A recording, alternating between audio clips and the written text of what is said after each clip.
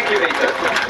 Finally, I'd like to introduce you to our final guest. He is, of course, recognisable to you all. He's a prolific writer, ranging from Not the 9 O'Clock News to A Little Bit of Fry and Laurie. He's a novelist, and written such books as The Stars, Tennis Balls, and Rescuing the Spectacled Bear.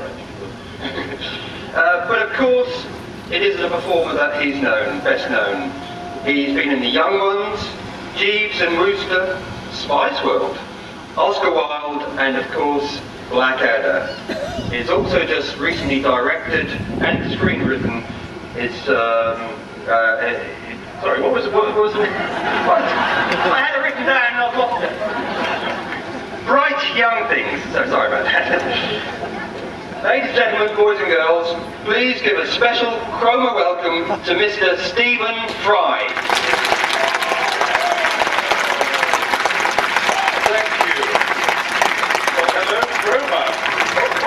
You all stretched out in all directions around in this massive arena, and hello dog, hello seagulls, and hello crabs. Most importantly, hello pier. It's the first time I've ever opened a pier, I have to confess. I've opened a swimming pool, but nothing can really prepare you for a moment like this. The last few days I've been practicing. I opened a tin of stewed tomatoes with, I like to think, a great mixture of dignity and authority yesterday. I declared my bathroom door open on several occasions. That was useful practice, but this is the real thing. It's as has been said, it's one of the great characteristics of the British seaside. Yeah, there's a kind of enduring but wonderful naffness in the nicest possible way about piers, which is part of the British character. We are fundamentally a rather naff nation. And I mean that in a very loving way, in a very patriotic way. There's a kind of celebration of the vulgar end of the glories, which makes Britain very different from other European countries, very different from American countries, where the vulgarity is untinged with naffness, but also, of course, untinged with taste. So, and of all the piers in the land, the Cromer Pier that you're about to investigate is one of the most tasteful in a category of reasonably naff British icons. That's to say, unlike the huge Brighton Pier, I don't mean the West Pier, which sadly is crumbling into the sea even as we speak, but the main pier at Brighton is covered in hideously coloured arcade machines, stinks of fried onions and candy floss. There's about this much you can walk in without bumping into objects and hideously coloured things. This is a proper pier. You can go crabbing over the edge of it, you can walk, you can sit in the little booths in that very English way with some fish and chips on your lap and try and pretend that you're enjoying the weather.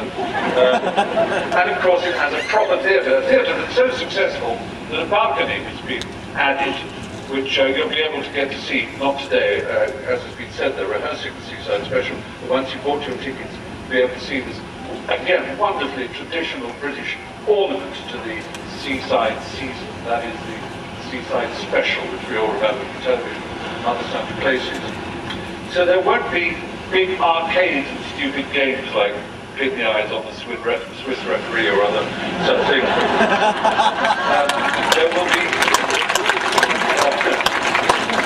There will instead be a continuation of a 100-year tradition of a very Cromery thing, and that's making the best of rather dreadful weather and rather cold water, and making this one of the most splendid and successful seaside resorts in Britain.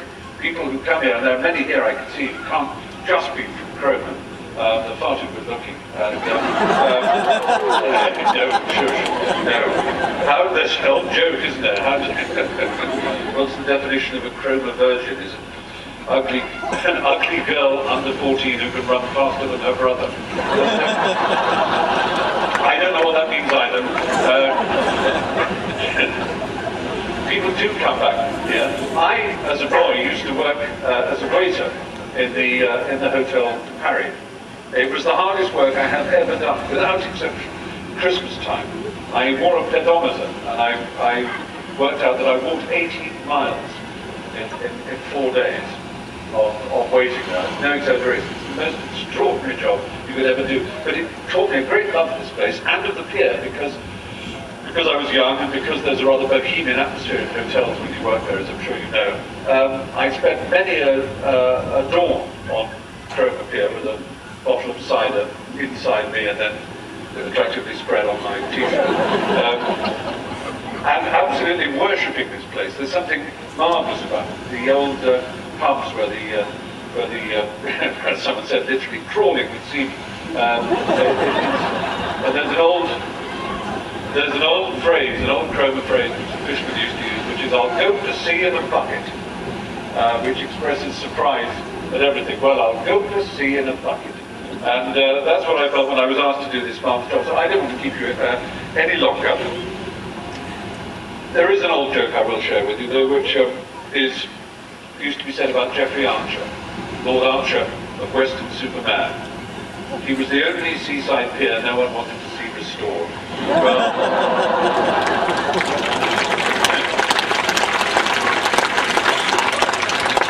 Cromer is a seaside pier we're extremely happy to have restored. I'm now going to ask for the scissors. I'm going to make a little snip in the red tape, and then I hope you all follow me and explore this wonderful addition to the great town of Cromer. Thank you very much indeed.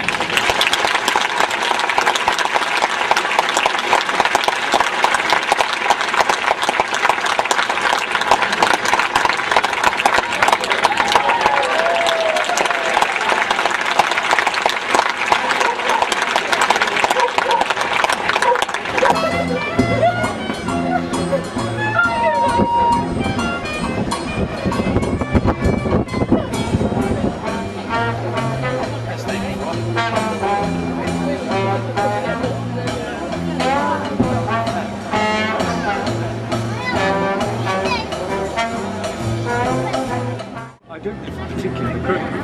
Big company. Yes, it's 45 minutes to get here. All right. Thank you very much. I'll send mine up to Do please, absolutely.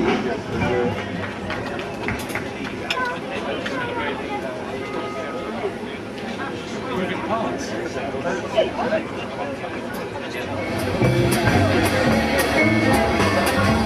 Well, enjoy. You're going tonight.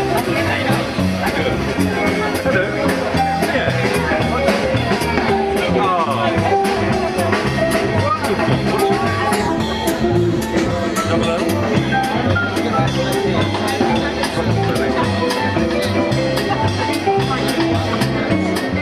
Annabelle? Pleasure. Just the name.